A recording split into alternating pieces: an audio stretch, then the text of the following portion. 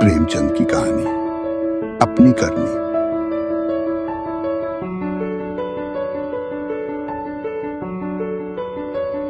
आह, अभागा मैं, मेरे कर्मों के फल ने आज यह दिन दिखाए कि अपमान भी मेरे ऊपर हंसता है, और यह सब मैंने अपने हाथों किया।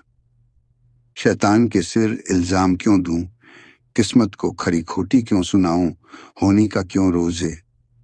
जो कुछ किया मैंने जानते और बूझते हुए किया। अभी 1 साल गुजरा जब मैं भाग्यशाली था, प्रतिष्ठित था और समृद्धि मेरी चेरी थी।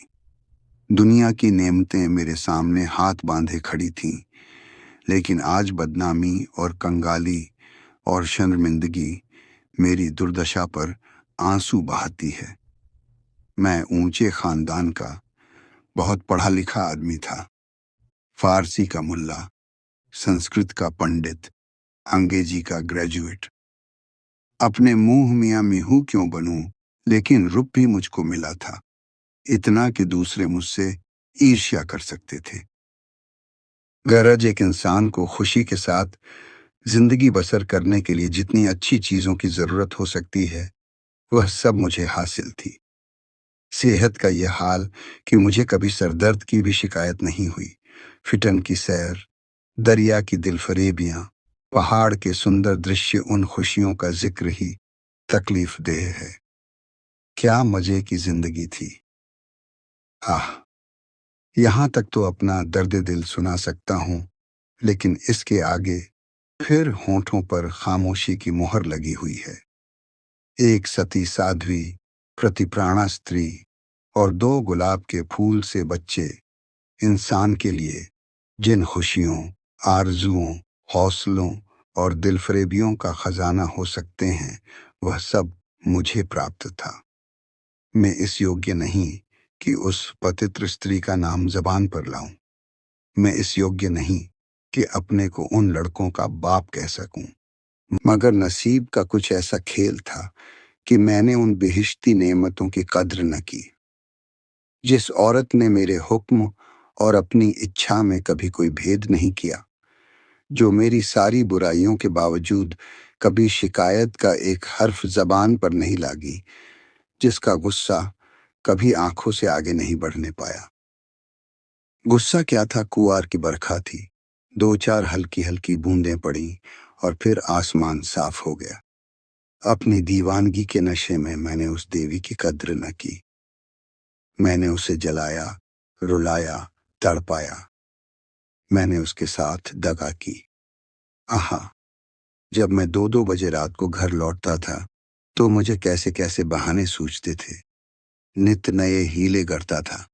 शायद विद्यार्थी जीवन में जब बैंड के मजे से मदरसे जाने की इजाजत न देते थे, उस वक्त भी बुद्धि इतनी प्रखर न थी। और क्या उस क्षमा की देवी को मेरी बातों पर पक्रीन आता था? वह भोली थी मगर ऐसी नादान न थी। मेरी खुमार भरी आंखें और मेरे उथले भाव और मेरे झूठे प्रेम प्रदर्शन का रहस्य क्या उससे छिपा रह सकता था? लेकिन उसकी रग रग में शराफत भरी हुई थी। कोई कमीना ख्याल उसकी जबान पर नहीं आ सकता था। वह उन बातों का जिक्र करके या अपने संदेहों को खुलेआम दिखलाकर हमारे पवित्र संबंध में खिंचाव या बदमज़गी पैदा करना बहुत अनुचित समझती थी।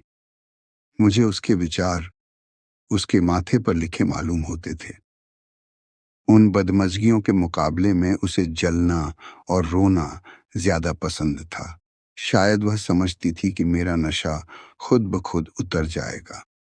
काश इस शराफत के बदले उसके स्वभाव में कुछ ओछापन और अनुदारता भी होती। काश वह अपने अधिकारों को अपने हाथ में रखना जानती। काश वह इतनी सीधी न होती। काश अब अपने मन के भावों को छिपाने में इतनी कुशल न होती। काश वह इतनी मक्कार न होती। लेकिन मेरी मक्कारी और उसकी मक्कारी में कितना अंतर था। मेरी मक्कारी हरामकारी थी उसकी मक्कारी, आत्म बलिदानी। एक रोज मैं अपने काम से फुसरत पाकर शाम के वक्त मनोरंजन के लिए आनंद वाटिका में पहुंचा और संगमरमर के हौज पर बैठकर मछलियों का तमाशा देखने लगा। एकाएक निगाह ऊपर उठी तो मैंने एक औरत का बेले की झाड़ियों में फूल चुनते देखा। उसके कपड़े मैले थे और जवानी की ताजगी और गर्व को छोड़कर उसके चेहरे में कोई ऐसी खास बात न थी। उसने मेरी तरफ आंखें उठाईं और फिर फूल चुनने में लग गई, गोया उसने कुछ देखा ही नहीं। उसके इस अंदाज ने, चाहे वह उसकी सरलता ही क्यों न रही हो, मेरी वासना को और भी उद्दीप्त कर दिया। मेरे लिए यह एक नई बात थी कि कोई औरत इस तरह देखे कि जैसे उसने नहीं देखा। मैं उठा और धीरे धीरे कभी जमीन और कभी आसमान की तरफ ताकते हुए बेले की झाड़ियों के पास जाकर खुद भी फूल चुनने लगा। इस बिठाई का नतीजा यह हुआ कि वह मालिन की लड़की वहां से तेजी के साथ बाग के दूसरे हिस्से में चली गई। उस दिन से मालूम नहीं वह कौन सा आकर्षण था जो मुझे रोज शाम के वक्त आनंद वाटिका की तरफ खींच ले जाता। उसे मोहब्बत हरगिज नहीं कह सकते। अगर मुझे उस वक्त भगवान न करें उस लड़की के बारे में कोई शोक समाचार मिलता तो शायद मेरी आंखों से आंसू भी न निकले। जोगिया धारण करने की तो चर्चा ही व्यर्थ है। मैं रोज जाता और नए नए रूप धर कर जाता, लेकिन जिस प्रकृति ने मुझे अच्छा रूप रंग दिया था उसी ने मुझे वाचालता से वंचित भी कर रखा था। मैं रोज जाता और रोज लौट जाता, प्रेम की मंजिल में एक कदम भी आगे न बढ़ पाता था। हाँ, इतना अलबत्ता हो गया कि उसे वह पहली सी झिझक न रही। आखिर इस शांतिपूर्ण नीति को सफल बनाने न होते देख मैंने एक नई युक्ति सोची। एक रोज मैं अपने साथ अपने शैतान बुलडाक टामी को भी लेता गया। जब शाम हो गई और वह मेरे धैर्य का नाश करने वाली फूलों से आंचल भरकर अपने घर की ओर चली तो मैंने अपने बुलडाक को धीरे से इशारा कर दिया। बुलडाक उसकी तरफ बाज की तरफ झपटा। फूलमती ने एक चीख मारी, 2-4 कदम दौड़ी और जमीन पर गिर पड़ी।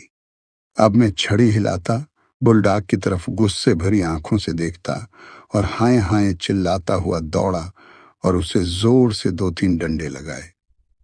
फिर मैंने बिखरे हुए फूलों को समेटा, सहमी हुई औरत का हाथ पकड़कर बिठा दिया और बहुत लज्जित और दुखी भाव से बोला, यह कितना बड़ा बदमाश है, अब इसे अपने साथ कभी नहीं लाऊंगा। तुम्हें इसने काट तो नहीं लिया?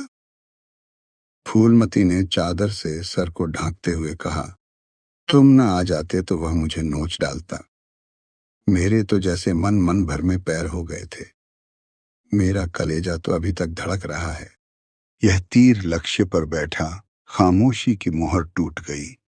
बातचीत का सिलसिला कायम हुआ। बांध में एक दरार हो जाने की देर थी। फिर तो मन की उमंगों ने खुद ब खुद काम करना शुरू किया।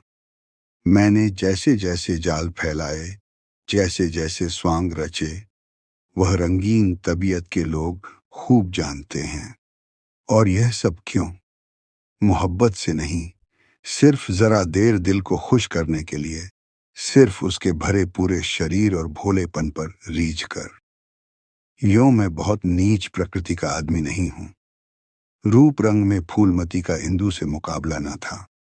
वह सुंदरता के सांचे में ढली हुई थी। कवियों ने सौंदर्य की जो कसौटियां बनाई हैं वह सब वहां दिखाई देती थीं, लेकिन पता नहीं क्यों मैंने फूलमती की धंसी हुई आंखों और फूले हुए गालों और मोटे मोटे होठों की तरफ अपने दिल का ज्यादा खिंचाव देखा। आना जाना बढ़ा और महीना भर भी गुजरने न पाया कि मैं उसकी मोहब्बत के जाल में पूरी तरह फंस गया।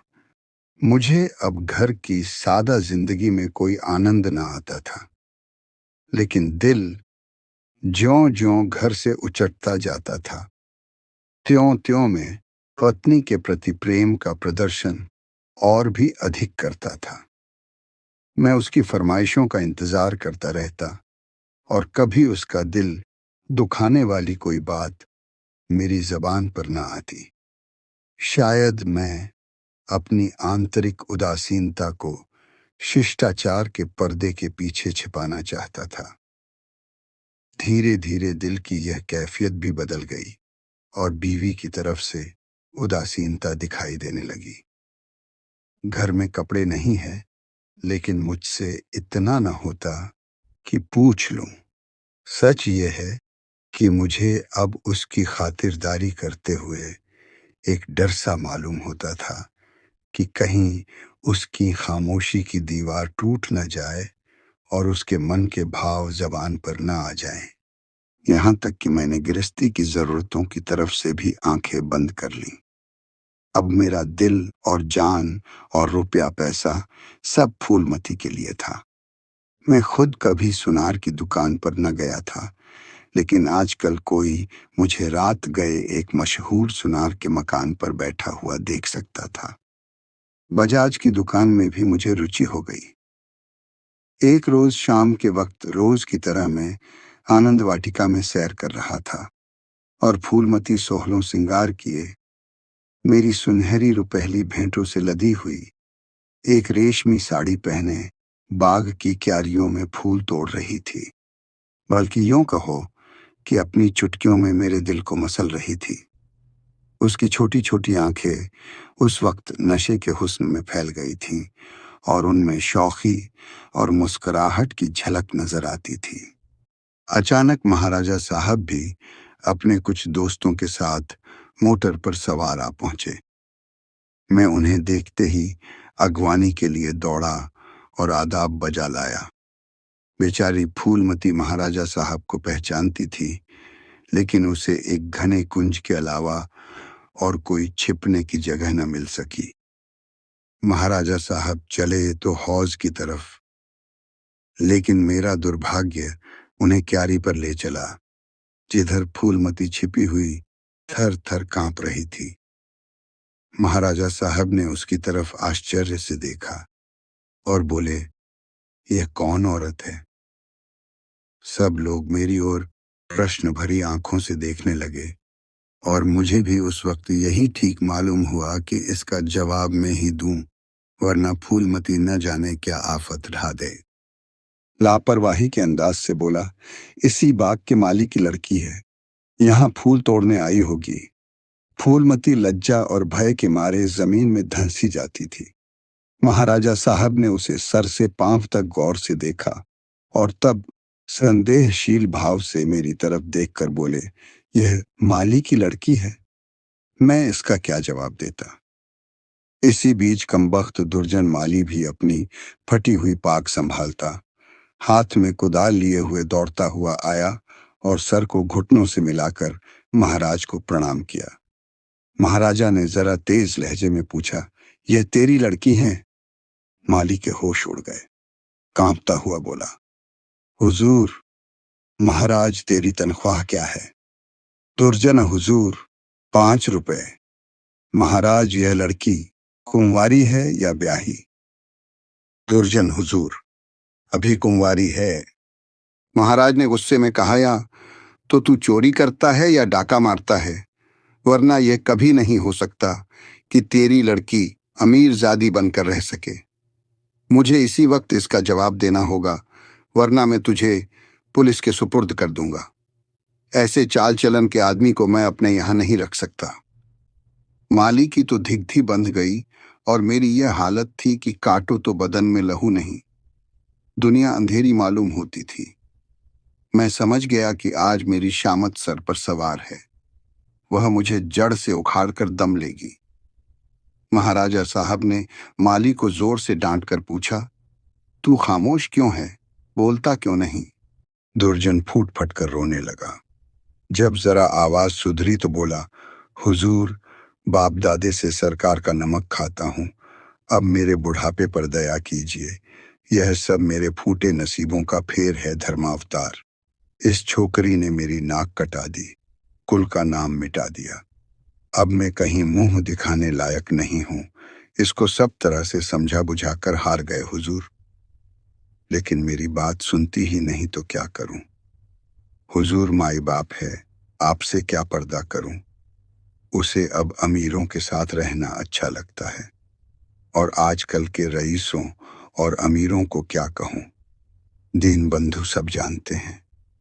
महाराजा साहब ने जरा देर गौर करके पूछा, क्या उसका किसी सरकारी नौकर से संबंध है? दुर्जन ने सर झुकाकर कहा, हुजूर, महाराज साहब वह कौन आदमी है, तुम्हें उसे बतलाना होगा। दुर्जन महाराज जब पूछेंगे बता दूंगा। सांझ को आंच क्या।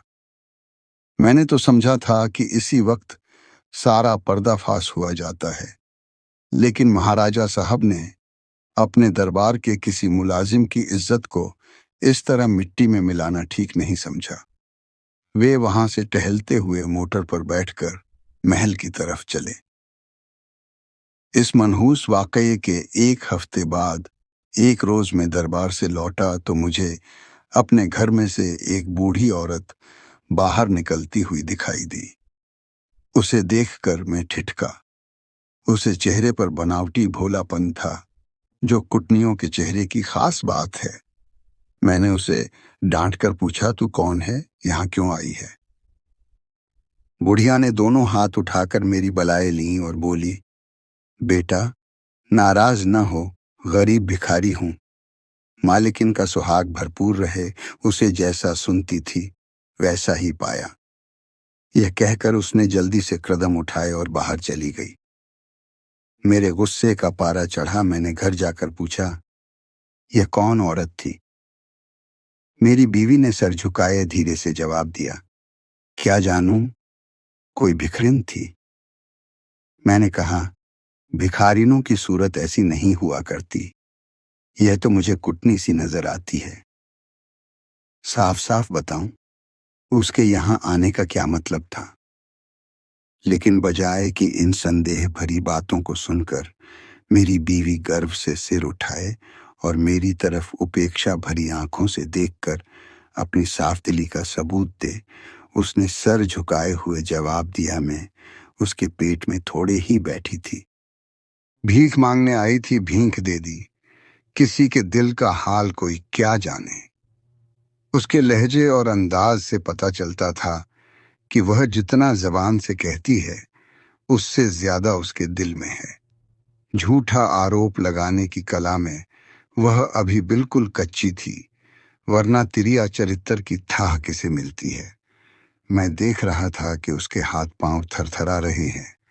मैंने झपट कर उसका हाथ पकड़ा और उसके सिर को ऊपर उठाकर बड़े गंभीर क्रोध से बोला, इंदु, तुम जानती हो कि मुझे तुम्हारा कितना एतबार है, लेकिन अगर तुमने इसी वक्त सारी घटना सच सच न बता दी तो मैं नहीं कह सकता कि इसका नतीजा क्या होगा।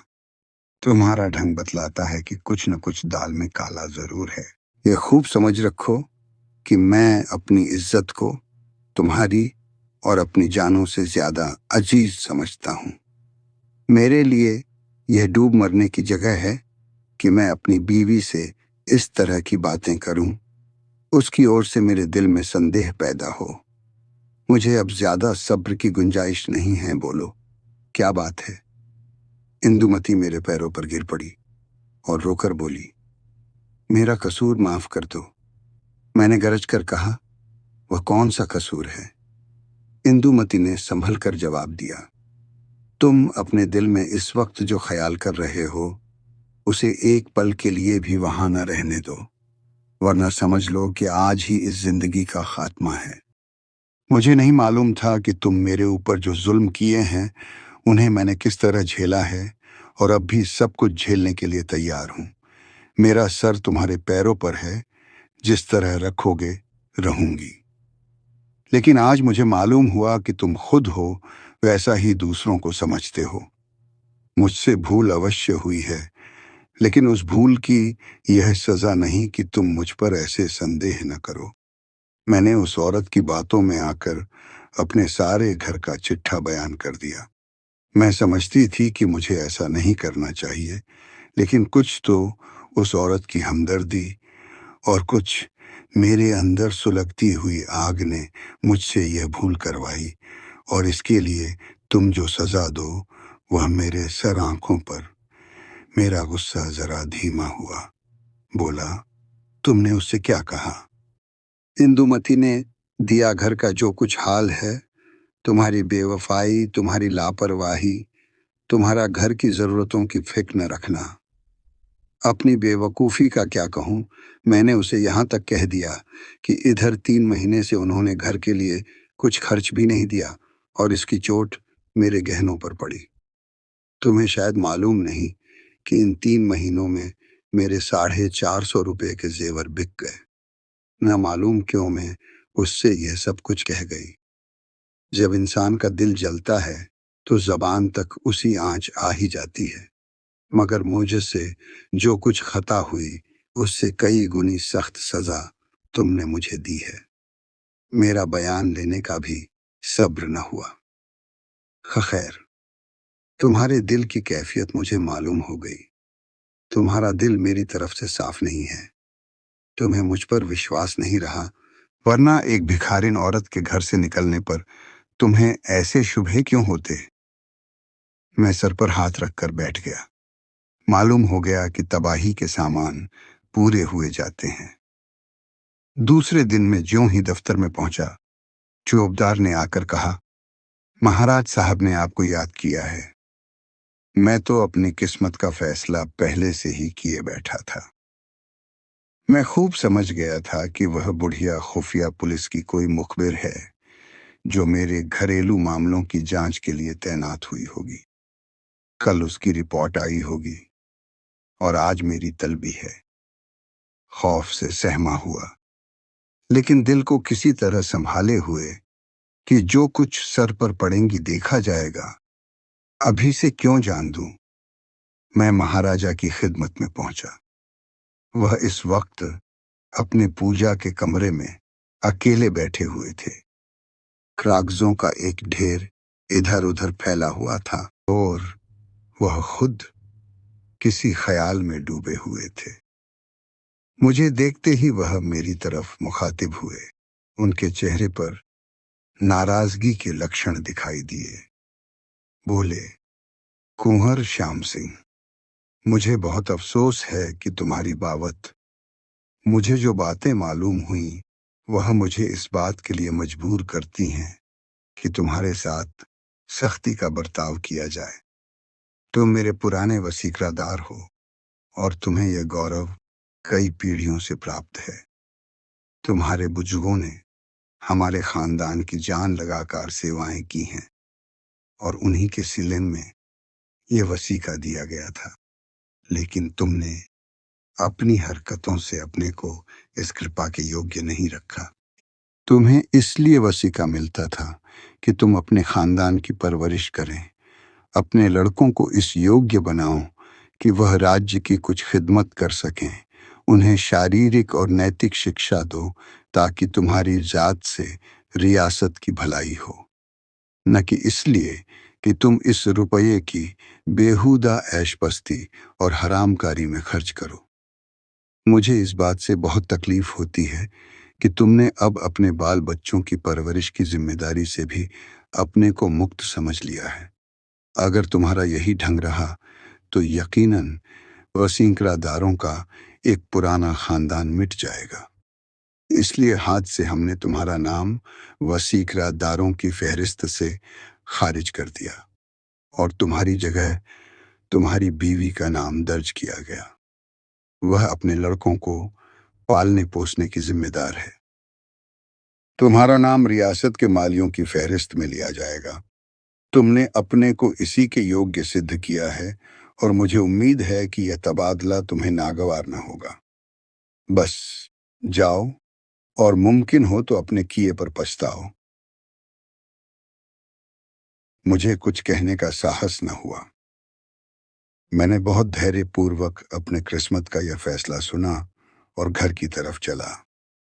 लेकिन 2 ही 4 कदम चला था कि अचानक खचाल आया कि इसके घर जा रहे हो तुम्हारा घर अब कहाँ है? मैं उलटे कदम लौटा। जिस घर का मैं राजा था, वहां दूसरों का आश्रित बनकर मुझसे नहीं रहा जाएगा, और रहा भी जाए तो मुझे रहना चाहिए। मेरा आचरण निश्चय ही अनुचित था, लेकिन मेरी नैतिक संवेदना अभी इतनी थोथी न हुई थी। मैंने पक्का इरादा कर लिया कि इसी वक्त इस शहर से भाग जाना मुनासिब है, वरना बात फैलते ही हमदर्दी और बुरा चेतने वालों का एक जमघट हाल चाल पूछने के लिए आ जाएगा। दूसरों की सूखी हमदर्दियां सुननी पड़ेंगी, जिनके पर्दे में खुशी झलकती होगी। एक बारक सिर्फ एक बार मुझे फूलमती का ख्याल आया। उसके कारण यह सब दुर्गत हो रही है। उससे तो मिल ही लूं, मगर दिल ने रोका। क्या एक वैभवशाली आदमी की जो इज्जत होती थी, वह अब मुझे हासिल हो सकती है? हरगिज नहीं। रूप की मंडी में वाफा और मोहब्बत के मुकाबले में रुपया पैसा ज्यादा कीमती चीज है। मुमकिन है इस वक्त मुझ पर तरस खाकर या क्षणिक आवेश में आकर फूलमती मेरे साथ चलने पर आमादा हो जाए, लेकिन या क्षणिक आवेश में आकर फूलमती मेरे साथ चलने पर आमादा हो जाए, लेकिन उसे लेकर कहाँ जाऊंगा? पांवों में बेड़ियां डालकर चलना तो और भी मुश्किल है।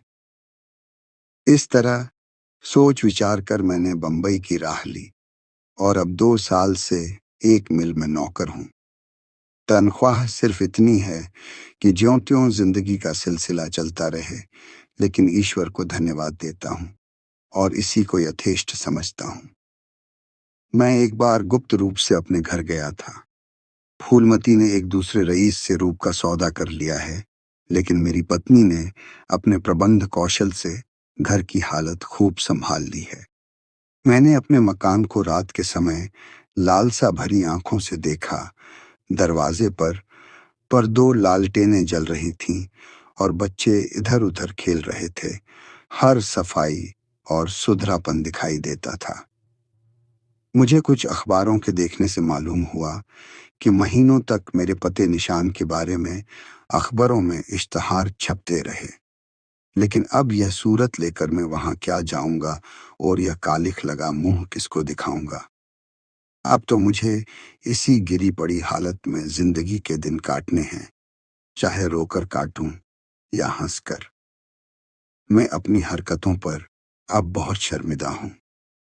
अफसोस, मैंने उन नेमतों की कद्र न की, उन्हें लात से ठोकर मारी। यह उसी की सजा है कि आज मुझे यह दिन देखना पड़ रहा है। मैं वह परवाना हूं, मैं वह परवाना हूं जिसकी खाक भी हवा के झोंकों से नहीं बची। ऐसे ही शानदार कहानियां सुनने के लिए हमारे चैनल को लाइक, शेयर और सब्सक्राइब जरूर करें। धन्यवाद।